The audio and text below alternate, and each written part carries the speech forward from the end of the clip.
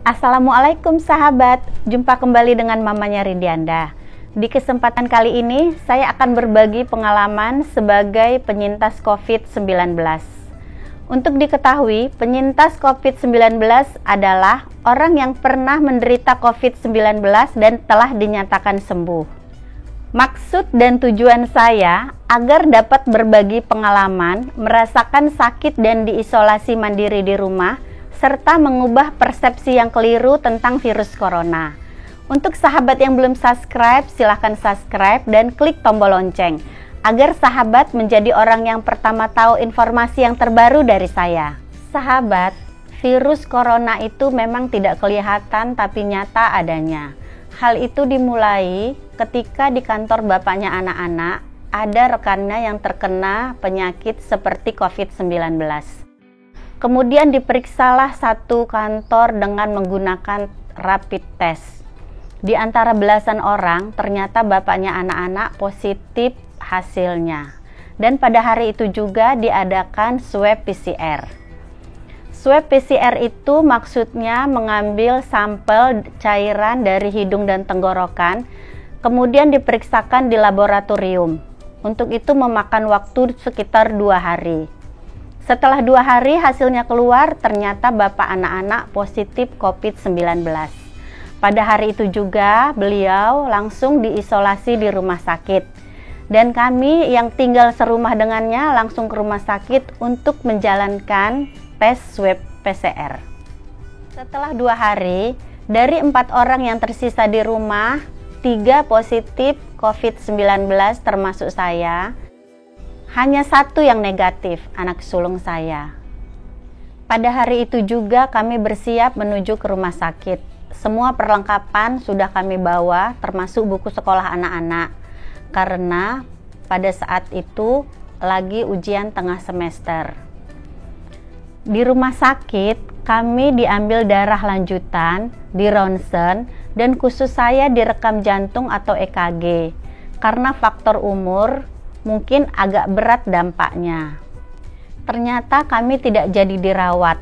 Kami hanya menjalani isolasi mandiri di rumah, kata dokter. Sementara saya memang terasa tenggorokan gatal dan batuk. Anak-anak tidak merasakan gejala apapun. Sahabat, akhirnya kami pulang ke rumah dengan dibekali sejumlah obat yang harus dihabiskan selama 10 hari. Obat yang diberikan dokter pada saat itu adalah pertama, oseltamivir fosfat 75 mg 2 kali sehari. Yang kedua, omeprazol 20 mg 2 kali sehari. Yang ketiga, azitromisin dehidrat 500 mg 1 kali sehari. Yang keempat, zinc sulfate heptahidrat 20 mg 2 kali sehari. Yang kelima, Arfavit C 250 mg 3 kali sehari. Dan yang terakhir, keenam, acetylcysteine 20 mg 3 kali sehari. Keesokan harinya, keluarga kami mengalami kejadian yang tidak menyenangkan. Karena canggihnya teknologi sekarang, maka menghujat orang juga dilakukan di grup sosial media. Berbagai informasi tentang keluarga saya di-share di grup sosial media. Sekedar untuk diketahui bahwa virus corona itu tidak akan menular hanya dengan lewat di depan rumah saya. Kita harus mempunyai kontak dengan penderita barulah tertular. Dan itu pun di keluarga saya, dari 5 orang ada 1 yang tidak tertular virus COVID-19. Begitulah dampak sosialnya kepada kami penderita COVID-19 ini. Kalau boleh memilih, kami juga tidak mau sakit. Dan kalau memang tidak bersimpati kepada penderita COVID, minimal janganlah membuli apalagi sampai merundung. Tapi untunglah keluarga kami solid dan kami bertekad bisa melalui semua ini. Dengan minum obat yang diresepkan dokter, ditambah ramuan herbal prebiotik pemberian seorang teman, istirahat yang cukup, makan makanan yang bergizi, akhirnya kami setelah 3 minggu dinyatakan sembuh oleh dokter dan dapat beraktivitas kembali seperti biasanya. Buat sahabat yang mungkin mengalami kejadian seperti saya, jangan berkecil hati. Kalau kita sedih, bisa-bisa daya tahan tubuh atau imun kita menurun dan gampang terkena penyakit yang lain. Penyakit COVID-19 ini bukanlah kutukan atau aib yang harus disembunyikan.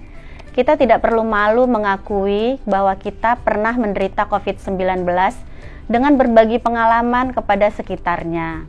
Meski sudah menjadi penyintas COVID-19, kami tetap stay di rumah bila tidak ada keperluan.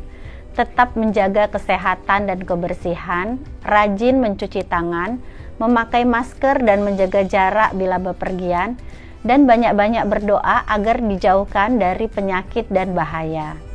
Demikianlah sahabat pengalaman saya sebagai penyintas COVID-19.